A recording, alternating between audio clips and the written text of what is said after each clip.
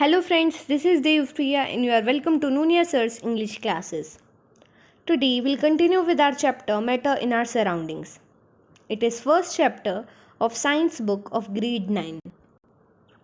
In this video we'll study states of matter, does matter change its state and evaporation. So we'll start with states of matter. There are three states of matter and they are solid state, liquid state and gaseous state. In solid state, particles of matter are very tightly packed. They are not having space between them. In liquid state, particles of matter are having some space between them. And in gaseous state, particles of matter are very loose and they move rapidly. So now we'll study these three states of matter in detail.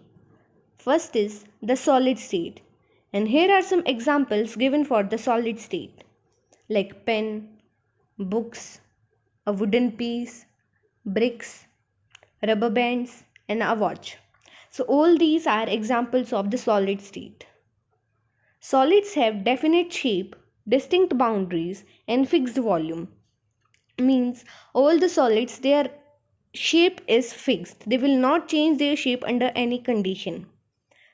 They are having distinct boundaries, means their boundaries are also fixed, and fixed volume, and their volume is also fixed. For example, if we take this pen and if we put this on any book and we put this on table, so on both the things this pen will cover same volume. So with this we can say volume, boundaries and shape of solids are fixed. Solids may break under force, but it is difficult to change their shape, so they are rigid. For this we will take these bricks as example. Like if we apply force on these bricks, so they may break down under that force, but they will not change their shape. So with that we can say that all the solids, they are rigid in nature. Next is the liquid state, and here are some examples given for the liquid state, like milk, water, chemicals, soft drinks, coffee and oil. Liquids have no fixed shape. They take up shape of container they are filled in. So unlike solids, liquids are not having fixed shape. We know solids are having fixed shape, fixed volume and fixed boundaries, but liquids are not having fixed shape. They will take shape of container they are filled in. Like for example, if we are pouring this milk in this bottle, so it will take shape of bottle. If we transfer this milk into this cup, so it will take shape of the cup. So they are not having fixed shape, but liquids have fixed volume. But these liquids which are not having fixed shape, they are having fixed volume. Like for example, we are taking 200 milliliters of milk in this bottle, and if we transfer this milk into any tin can or any bowl, so the amount of milk, that is 200 milliliters, it will be same. So liquids are not having fixed shape, but liquids are having fixed volume. Liquids flow and change shape, so they are not rigid and are called fluid. We know solids, they are not flowing, they are not changing their shape. They will break down under force. But liquids, they flow and they change shape, so they are not rigid, they are called fluid. So all the solids, they are rigid and all the liquids, they are fluid. Next state is the gaseous state. And again, here are some examples for the gaseous state, like CO2, carbon dioxide, steams or the water vapors, smoke, spray, pollution by vehicles, and flame. Gases are highly compressible as compared to solids and liquids. We know solids and liquids, we can't compress them, we can't press them. But gases, all the gases, they are highly compressible, we can compress them. Due to its high compressibility, large volumes of a gas can be compressed into small cylinders and transported easily. We know all the gas cylinders we are using at home, they are having a large amount of gas in that. But how it is possible that a small cylinder is having a large amount of gas in it? That is because of compressibility of that gas, because gases are highly compressible. So they can be compressed into small cylinders and they can be transported easily. Due to high speed of particles and large space between them, gases show the property of diffusing very fast into other gases. Now we know what is diffusion. We studied it in our previous video that when particles of two different matters they intermix on their own is known as diffusion.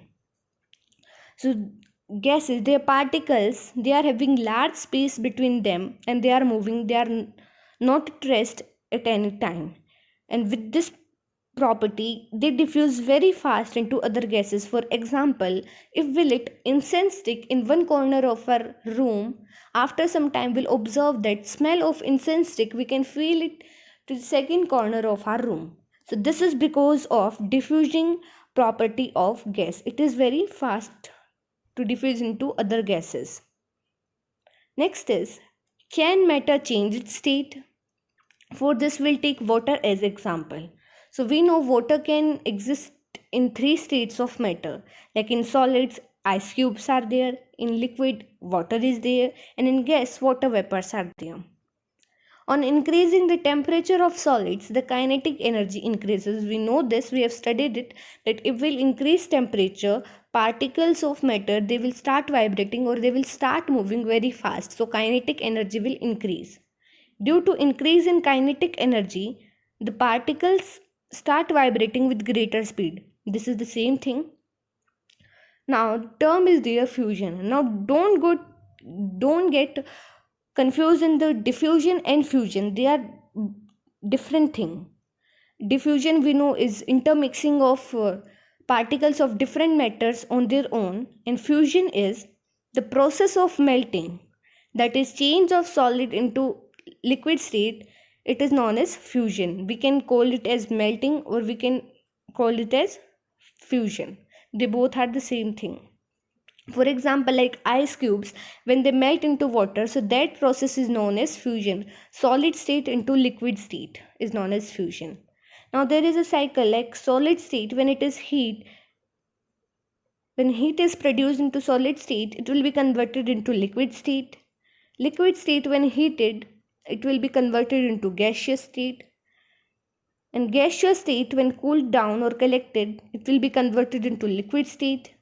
And liquid, when cooled down or freezed, it will be converted into solid state. So this is a cycle. So now answer to the question, can matter change its state, is yes, matter can change its state. Next is effect of change of pressure. So pressure and temperature determine the state of a substance, whether it is a solid, liquid or gas. So any substance, it is solid, liquid or gas, it is determined by pressure and temperature. Again there is a cycle, like when solids they are melted, they are converted into liquids when evaporated they are converted into gases when condensed they will be converted into liquid, and liquid when freezed they will be converted into solid. So this is a cycle. This can be cycle also, but there can be a direct process also, like when solids they are sublimated they will be directly converted into gases, and when gases deposited they will be directly converted into solid. So it can be direct process or this can be a cycle also. Next subtopic is evaporation. What is evaporation? So in liquid, a small fraction of particles at the surface having higher kinetic energy is able to break away from the forces of attraction of other particles. We have studied that the particles of matter, they are having force of attraction between them to keep the particles of matter together. But when the matter it is in surface and it is having higher kinetic energy, particles of matter they are vibrating or moving very fast, so they are able to break away from the forces of attraction, means they will get separated from other particles, and after that they will be converted into vapors or the water vapors.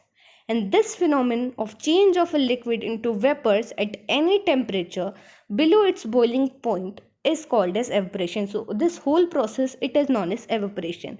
Like for example, this is a container and water is here and we are boiling it from here.